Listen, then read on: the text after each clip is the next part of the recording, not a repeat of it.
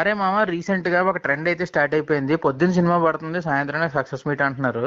Okay, అది ఎవరి ఇష్టం అనుకో వాళ్ళది. అన్ని కూడా ప్రమోషన్ స్ట్రాటజీసే. వాటి గురించి నేనైతే ఏం మాట్లాడను. కానీ ఆ సక్సెస్ మీట్ లో రీసెంట్ గా రిలీజ్ అయిన రాజాసాబ్కి సంబంధించి డైరెక్టర్ మారుతి కానీ ఇంకా ప్రొడ్యూసర్స్ కానీ ఒక మాట అయితే అన్నారు. ఒక ఫైట్ ఏదైతే ఇంటెన్షనల్ గా వాళ్ళందరూ ఇనీషియల్ హైప్ ఇచ్చారో, ట్రైజర్స్ లో కానీ ట్రైలర్స్ లో కానీ ఏ ఫైట్ ని అయితే హైలైట్ చేసుకుంటూ వెళ్ళారో, ఏ లుక్ ని ప్రభాస్ ని హైలైట్ చేసుకుంటూ వెళ్ళారో, ఫస్ట్ డే బెనిఫిట్ షోలకి ఫస్ట్ డే కి ఆ ఫైట్ అయితే మనకి థియేటర్ లో మిస్ అయింది. ఈ విషయం నేను రివ్యూలో చెప్పకపోవడానికి కారణం కొంతమంది ఎవరైనా డిసప్పాయింట్ అవుతారేమోనని చెప్పి. బట్ ఇప్పుడు అందరికీ ఓపెన్ అయిపోయింది కాబట్టి నేను కూడా డైరెక్ట్ గా ఓపెన్ అవుతున్నా.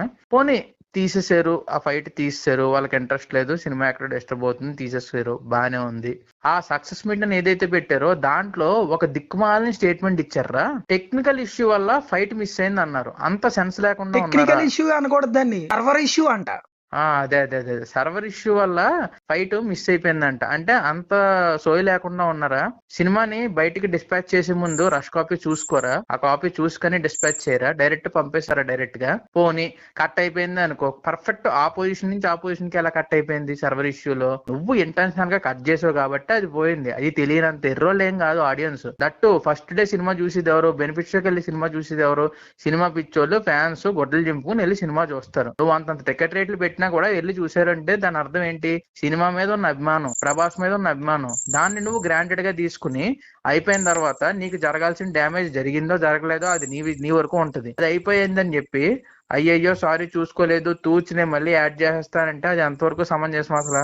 మళ్ళీ దీన్ని తోడు ఓ పెద్ద అంటాడు, సినిమాకి డబ్బులు దాచుకోలేరా? ఆ మాత్రం దాచుకుని చూడరా? ఈ ఎంటర్టైన్మెంట్ అన్నది మీకోసం ఇస్తున్నాం కదా, మీరు దాచుకుని చూడాలి అంటాడు. పండగలకేమో ఇంటికి వెళ్లకుండా అక్కడెక్కడో ఉండి చేసుకుంటూ ట్రైన్ టికెట్లు దొరక్క, బస్సుకి టికెట్ రేట్లు పెట్టలేక ఇక్కడెక్కడో ఉండి మిగిలిన ఎంటర్టైన్మెంట్ అంతా మిగిలిన సినిమాలు అని చెప్పి సినిమాలు చూసుకుందాం అని అనుకుంటే, నువ్వేమో ఒక్కో సినిమా 2 సార్లు చూడాలని చెప్పి, నువ్వు తీసింది నిజంగా మంచి సినిమా అయితే 2 సార్లు కాదు 10 సార్లు చూడడానికన్నా ఎవరైనా ఇంట్రెస్ట్ చూపిస్తారు. నువ్వు తీసిన సినిమాని ఎక్కడ డ్యామేజ్ జరిగిందో నీకు తెలుసు.